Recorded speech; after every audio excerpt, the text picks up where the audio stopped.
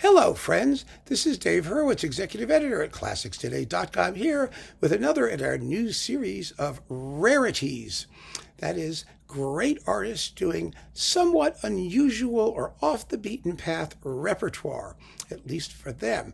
And this disc is just, oh my gosh, it's Charlemunch, the Boston Symphony, and his unbelievably fabulous recording of Martinu's Symphony No. 6, which was, of course, written for the Boston Symphony, and Piston's Symphony No. 6, which was, of course, written for the Boston Symphony. Because they were Boston Symphony commissions and Boston Symphony premieres, you would expect Munch to do them, and he did do them, but thank God RCA recorded them. You just can't count on major labels to do these things. And this particular disc, which is the Japanese Munch edition, see, it's like got little Japanese things there. So on this one, you also get the Minati Violin Concerto with, who's the violinist? It's Tosi Spivakovsky, I believe, which is really, Tosi Spivakovsky, which is fantastic. And it's a lovely work. It's fun to listen to. So you've got three amazing, unusual, off-the-beaten-path works. And it's actually rather interesting to look back from today's perspective and to see what actually happened to them.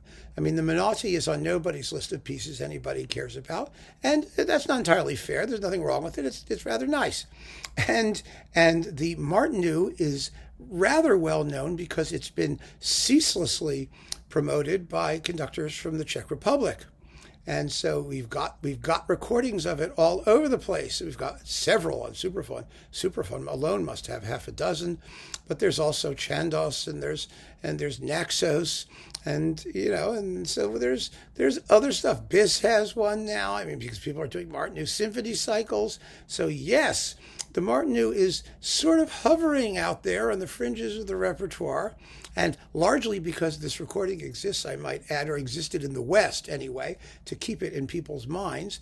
And the Piston is interesting because the Piston still does not get played as often as it deserves to. It's a masterpiece. It's a wonderful, wonderful piece of neoclassical American symphonic writing, and it has been recorded after this one about 3 times. There's the Gerard Schwartz on Naxos/Delos. There's the wonderful Slacken on RCA, and then there were like 1 or 2 others. There's one on BIS, and there was one on some other strange label. I mean, there's 5 or 6 recordings of it, but it still doesn't get played as often as it deserves to, and it is marvelous. The finale was my own theme song when I had a radio show on WJHU when I was in college at what was then the Johns Hopkins University radio station, which is now Maryland Public Radio. But the finale is so catchy. Da da cha cha cha cha cha ba da da da da ba da da da dum ba ba. It's a very American sounding out west kind of tune, and it's absolutely splendid from an American composer from Maine who was of Italian descent. His real name was Pistoni. So there you go. Wonderful, wonderful stuff. And Munch's performances are stunning.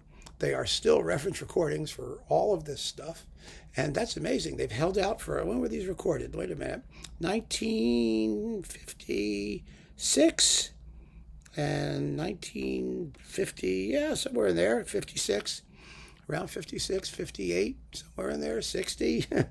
In the late 50s, shall we say.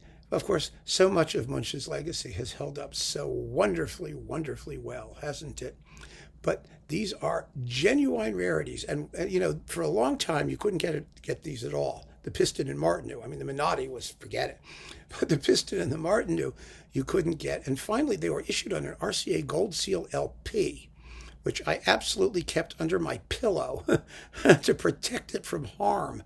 It was one of the linchpins of my LP collection, and I knew that when these things started coming out on CD, this would be very hard to find. It was only released as part of this Japanese edition. I mean, there were some other sort of strange, I don't know how they got a pirate label or licensed things with a couple of these things, but basically this was the only way to get it on this Japanese CD until the big Munch box showed up.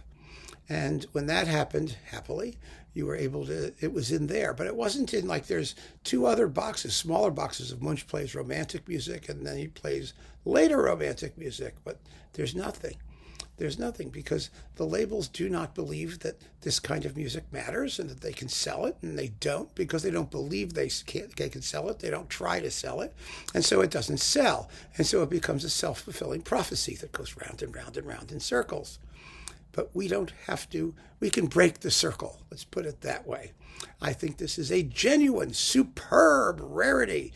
I could just as easily have called it a Dave's Fave, because it's definitely one of those, but I thought I'd put it into this other series because I think the extraordinariness of the repertoire deserves that it be singled out for the precious gem of the recorded medium that it is. So keep on listening, my friends. Thank you for joining me. Take care.